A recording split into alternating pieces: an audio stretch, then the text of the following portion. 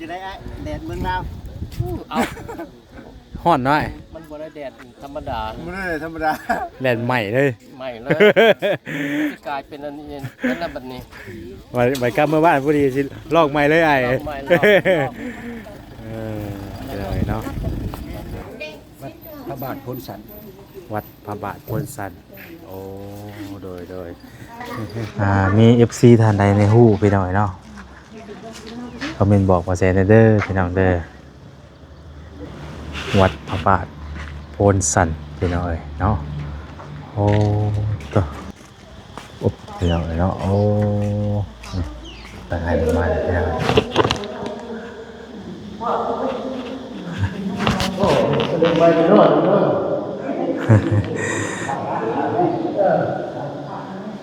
ต้องตามวงคือไก่เนาะ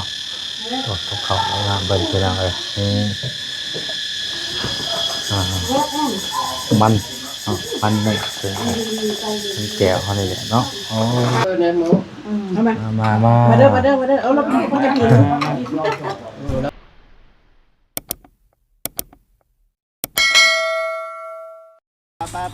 พี่น้อยเนาะตัดภาพมาอีกตอนเช้าพี่น้อยตอนนี้ก็กำลังสิพากันไปเที่ยวสบายดีเด้อเนาะจะว่ามอรถที่กันมาจากโปรเซนกันเนาะย่านอยู่เลย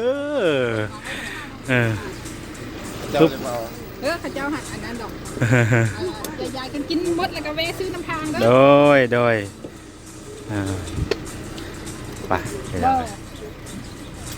ได้บ่ได้กับปรับกันนิดนึงได้บ่พอดีได้นั่งหมดทุกคนบ่นะเบิ่งดูได้อยู่ที่ขยับเอาเนาะเจ้าบุญหมดมันว่าเท่าไหร่ปรับนี้ขึ้นให้อีกนี่นั่งนี่กันเอามานั่งกันเอามานั่งก็ได้จะได้อยู่นะโอเคได้นี่เอานั่งไปเลยว่าอันนี้เป็นนั่งข้างบ่เป็นยังเดี๋ยวเพราะเรานั่งยืนมาโอ้โหโอ้มีทางพี่น้อยเนาะตอนนี้จะขึ้นมาในรถแล้วเนาะสบายดีเด้อทั้งนั้นเด้อสบายดีทั้งหน้าทั้งหลังเด้อตอนนี้ก็กำลังสีพากันไปเลาะเนาะไปขี่รถทั้งใดแน่พี่น้องเนาะติดตามเบิ่งเด้อพี่น้องเด้อเนาะตอนนี้ก็กำลังขี่เดินทางไปพี่น้องเนาะมื้อนี้เฮากลับมาฮอดวัดแห่งหนึ่งพี่น้องเอ้ยสบายดีเด้อไอเด้อสบายดีพี่น้องเอ้ยเนาะจะได้แดดเมืองลาวเอาฮ้อนน้อยมันบ่ได้แดดธรรมดาไม่ได้ธรรมดาแล่นใหม่เลยใหม่เลยกลายเป็นอันนี้นั่นน่ะบัดนี้ไปกลับเมื่อบ้านพอดีสิลอกใหม่เลยไอ้เลยเนาะกระทั่งเลยสบายดีเนาะโดยสบายดี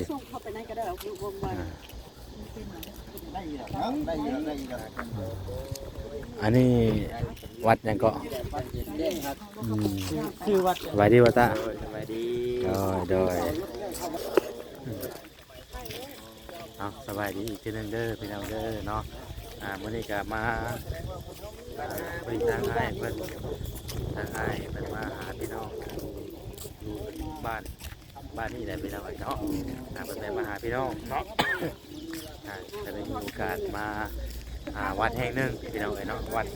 ดห้อยพระบาทนี่เนาะเป็นว่าวัดห้อยพระบาทพี่น้องจะได้มาถ่ายบรรยากาศให้พี่น้องเบิ่งส้มน้ำกันเด้อพี่น้องเด้อเนาะนี่ก็จะเป็นทางไอโมกับลูกสาวเพิ่นเนาะหรือว่าน้องมาริซ่าพี่น้องเพิ่นในการกับพี่น้องเพิ่นไปดูบรรยากาศน้ำกันตัวโอ้คือถาดพนมได้เนาะพนมถ่ายเคียงเอาน้ำด้วยว่าอยากต่อของน้ำก่อนมาถ่ายไปถึงแล้วบ่ไม่ 11โมง สบายดีเด้อขอเด้อสบายดี โคตรนมเลยเนาะ ไป วางรถเด้อบ่ตาเด้อไม่เอาเนาะทาง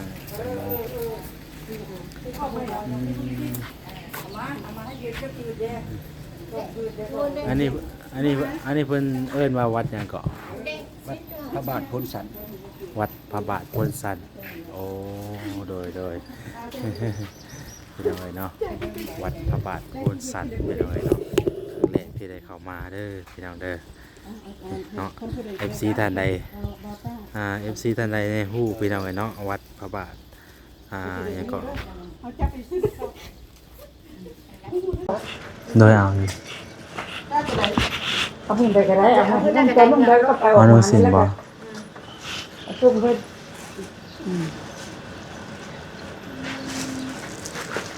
อาจจะเอานี่ก็ได้เอาไม้ก็ได้ใส่เลยมาแล้วบ่ตาวัดพระบาทโพนสันเป็นเอาเลยเนาะโอ้งามเป็นเอาเลยเนาะ FC ท่านใดเนี่ยมี FC ท่านใดในฮู้เป็นเอาเลยเนาะคอมเมนต์บอกมาแชร์เด้อพี่น้องเด้อวัดพระบาทโพนสันเป็นเอาเลยเนาะโอ้ตัวเด้อกับในตู้คนนี้แหละคนเคยเข้าลูกหลานมาเล่นข้าวเล่นคนลูกหลานมาบวชเจ็บมาแบบเดียวกันเลยเนาะครับคือกันเลยง่ายกว่า อ๋อคือในพอสมควรเลยคือว่าเขางามวัดพระบาทโพนสันพี่น้องเอ้ยครั้งแรกแล้วที่ได้มาเห็นนี่ก็ได้เนาะบรรยากาศกาสีห้อนๆพี่น้องเอ้ยเนาะ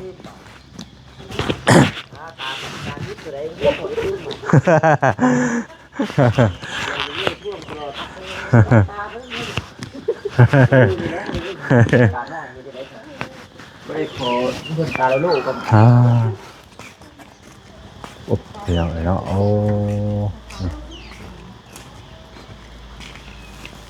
มานี่ถือว่างดงามหลายพี่น้อง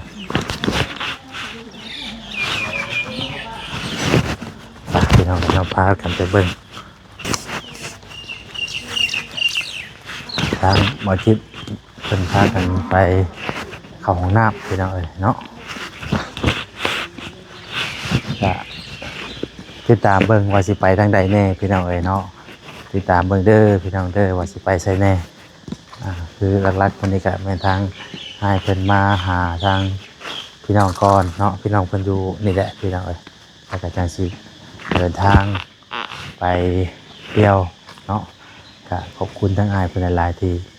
พาเลาะเที่ยวพี่น้องเอ้ยเนาะแต่ว่าก็ในยินว่าคร่าวๆว่าสิได้ไปหลวงพระบางต่ออีกอยู่พี่น้องเอ้ยติดตามมาพร้อมกันว่าสิไปจุดใดแน่เนาะ ตื่นเต้นพี่น้องเอ้ยมามื้อนี้ก็มีโอกาสได้มาเล่นมาเที่ยวเนาะเรื่องการงานที่ว่ายังค้างอยู่ก็แม่นไว้ก่อนเนาะหลังจากจบภารกิจตัวนี้ก็ทางหมอแสนจังสิไปเปลี่ยนไปงานปกติแหละพี่น้องเอ้ยเนาะไปเบิ่งนำกันพี่น้องเอ้ยกลับไปพี่น้องเอ้ย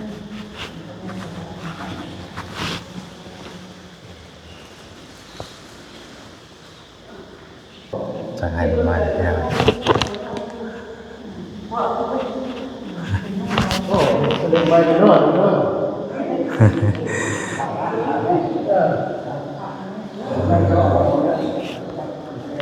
เสียงกล้องเลยพี่น้องเนาะ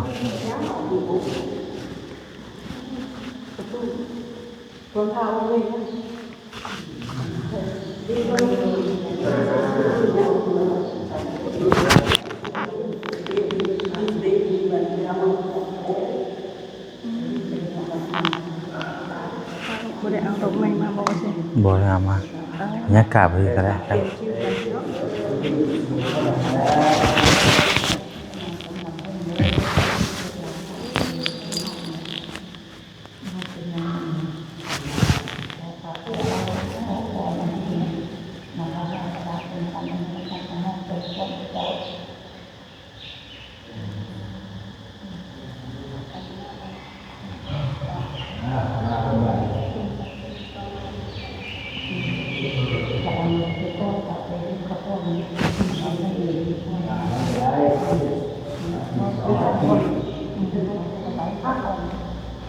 นี่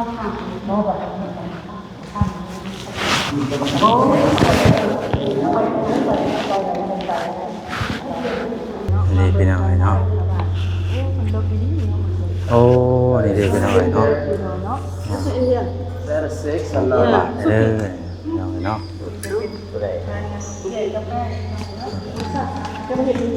าะนี่คือหอยพระบาทเป็นอะไรเนาะโอ้โดยหอยพระบาทเป็นอะไร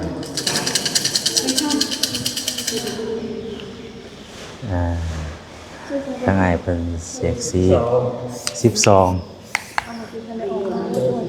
ว่าอะไรกันครับอ่านเลยครับสอง 12เอาขาเจ้า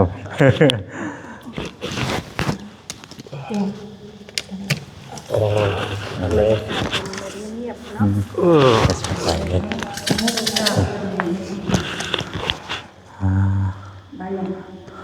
อ่านไม่ค่อยคล่องปานใดเลย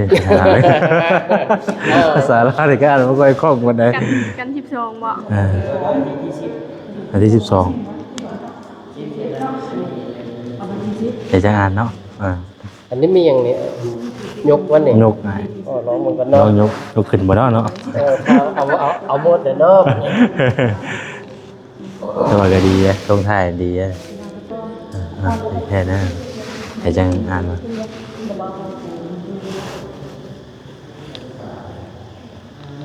เหยียบออกก่อนแล้วจะ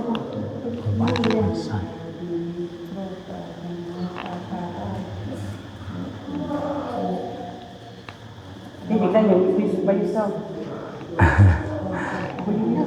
You miss from. Oh, like. You can't. No, no. ขึ้นไปได้เนาะ Tap look of my hand. Tap look of my hand.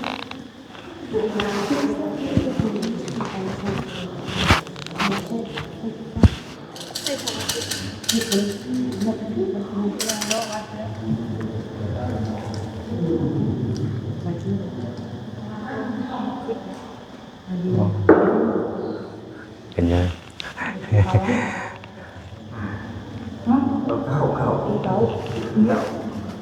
Đau à? Ừ.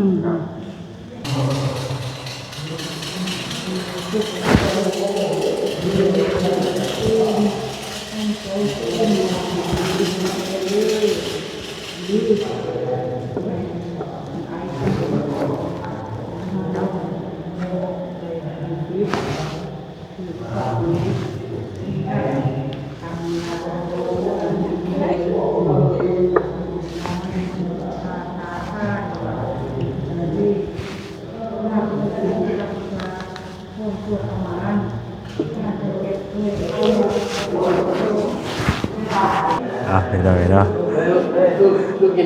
Rồi. Đường đi. Ai mà chỉ được gần của nó rồi.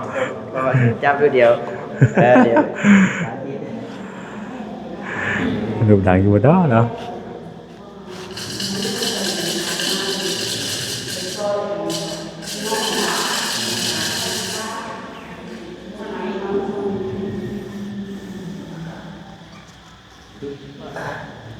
Lúc đó mình bảo rồi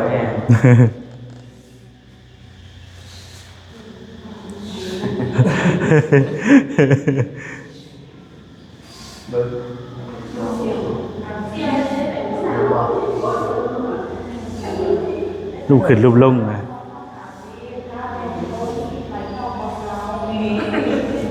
Đó. Dạ thì người bảo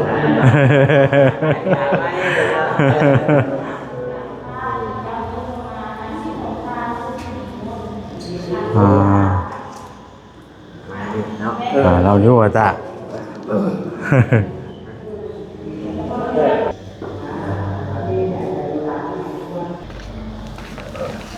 โอ้โธ่เนาะสูงไงขนาดเลยนี่ไทยสูงขนาดเลยหน่อย ทำไมเกิดได้จริงเนาะ ต้นโพเนาะ ต้นโพเกิดได้จริง พ่อเจ้า บรร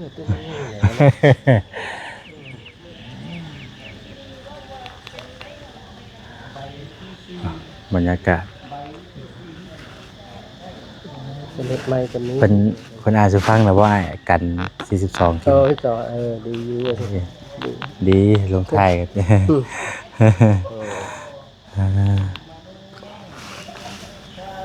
มุมนี้ก็งามพี่น้องเนาะอ๋อโธ่งามขนาดเลยพี่น้องเนาะเมื่อกี้นี่ก็เก็บภาพบรรยากาศไว้พี่น้องถ่ายให้พี่ให้น้องเบิ่งฮะห้อยพ่อแม่นบ่โอ้เข้าไปในเด้เห็นดิว่าจิตเล็ดพี่น้องเล็ดฮ้อนแห้งหลายเนาะบรรยากาศจะประมาณนี้แหละพี่น้องเอ้ยไปอยู่ไกลเจอพ่อเพื่อนโอ้ปกด้วยพ่อกลัวอีกเนาะขยะทางก็หมาจะเล่นเนี่ยรถอาจิปุ่นขับรถมาโอ้เนาะขับรถมาเองเลยไกลบ่เฮือนไกลบ่เขาบอกไก่ประเดี๋ยวยังแต่ว่าแม่อยู่แถวนี้มันบ่อยู่นี่แหละที่วันตั้งหากละโดยเป็นยังไงเที่ยวมาเอ็ดบุญอยู่ประจำนี่มาเรื่อยอยู่เนาะเอาชิ้นส้มคนเดียวละเลยมาใหม่เราก็กินงานกันมาแต่เวลากันพวกนี้จำกัดแน่เนาะเป็นยังไงเจ้าฮ้อนยอดเข้าห้องเลยเข้าห่มเลยเนาะเข้าห่มเลยเย็นด้วยเนาะบรรยากาศก็ประมาณนี้เนาะเจ้าครับไม่มันไม่ได้โดนแล้วเราดีที่ตามเรื่องซี่เนาะ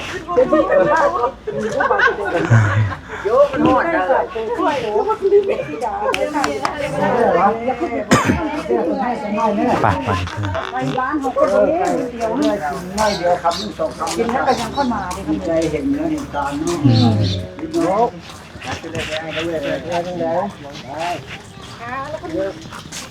ไปก่อนเนี่ยเป็นมือที่สองไปก่อนยูทำได้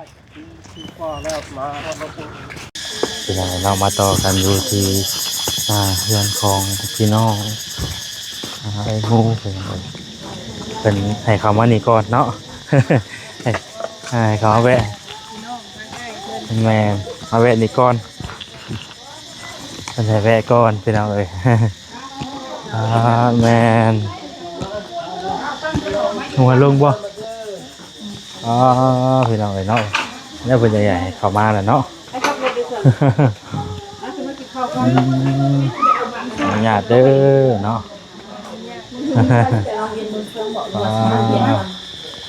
เป็นยังไงทำที่ทำว่าแฟนรู้เป็นไหนจะไปยึดไปใส่ก้อนแล้วลงมาเจ้าเลยเราโลด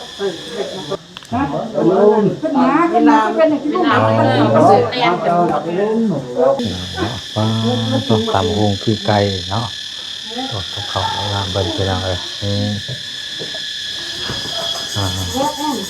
มันนี่เป็นแก้วเขานี่แหละเนาะโอ้โดยตอนหับอย่างดีพี่น้องเลยเขากำนักเนาะไปนี่แต่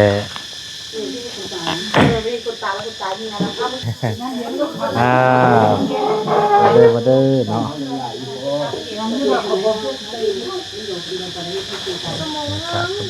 30 นาทีไม่ได้คนเหยียดได้เห็นไหมมาโดยนั่ง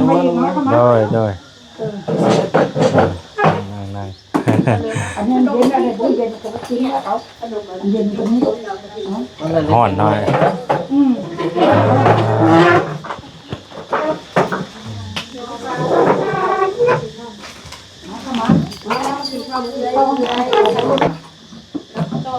มาไดรเวอร์ให้ได้มาลงเล็กๆน้อยๆไปยุบเด้ หน่อยมาแม่มาแม่ มาขึ้นมาบ่คิดบ่ค่ำ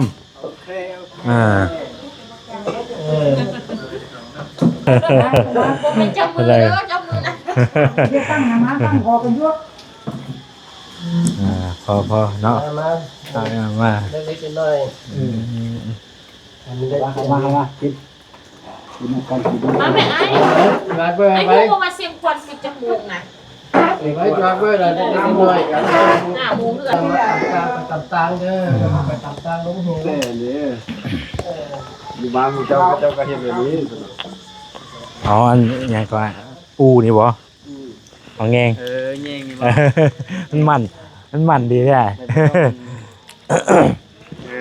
มัน แย่งมาเป็นก็เลย มันมัน ตลาดก็จะอยู่ที่บ้านเจ้าก็ได้มันเนาะ โดยไปนั่งมาตะขยับไปไหนเนาะมาคิดนั่งนะ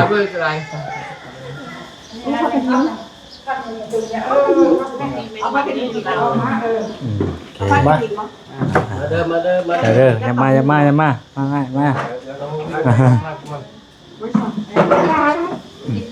thịt ra thịt gấp tầm một khung bông กูบนโต๊ะกันนะ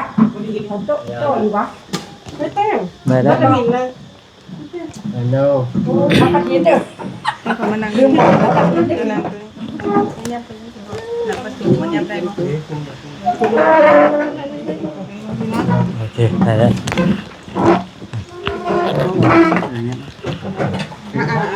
มา ผมมีอันทานเฮ็ดเด้อบักธิดากระส่วนเจ้าของบักกล้วยกระส่วนเจ้าของเด้อครับกินโลด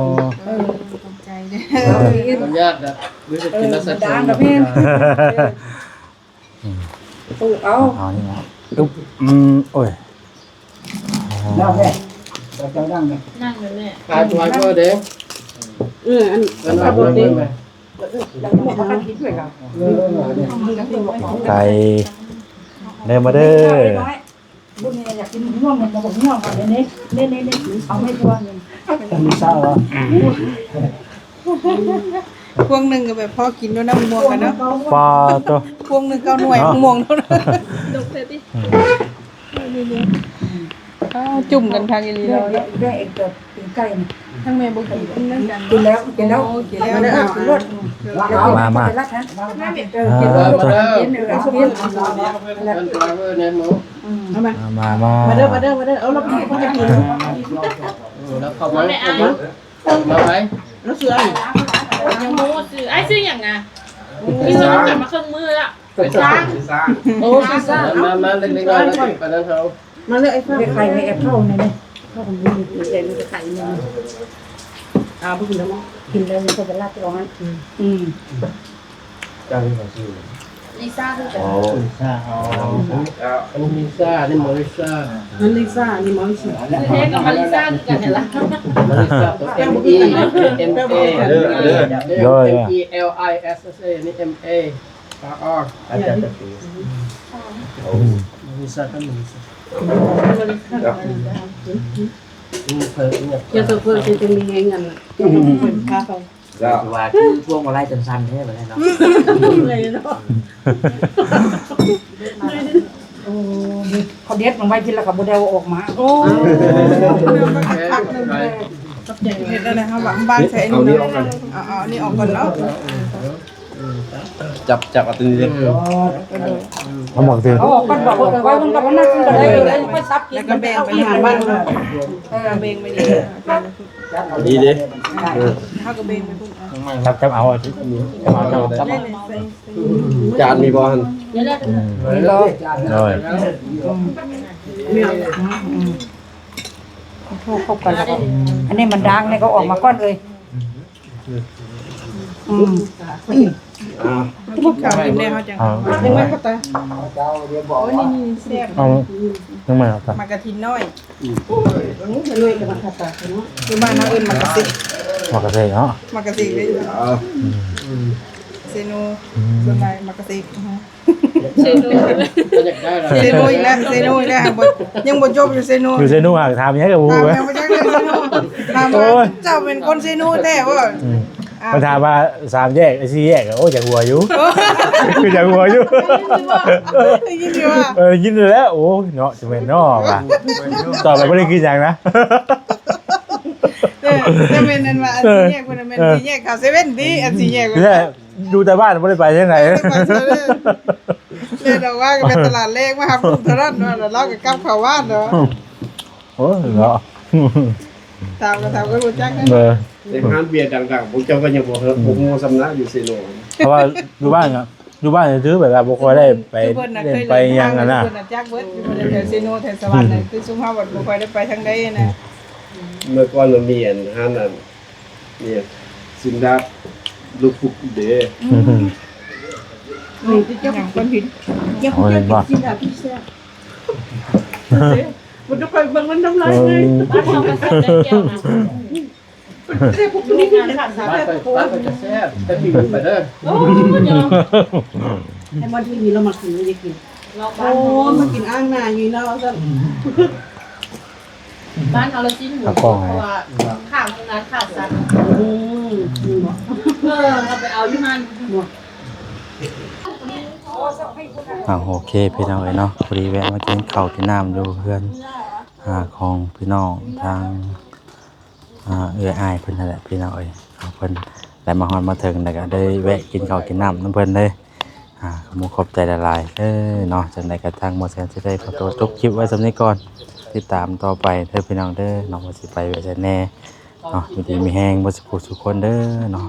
เอาลำลาไปก่อนพี่น้องเอ้ยสบายดีเด้อผู้พาห้องเนี่ยพี่น้องเอ้ยมันเอาผลนี่เนาะ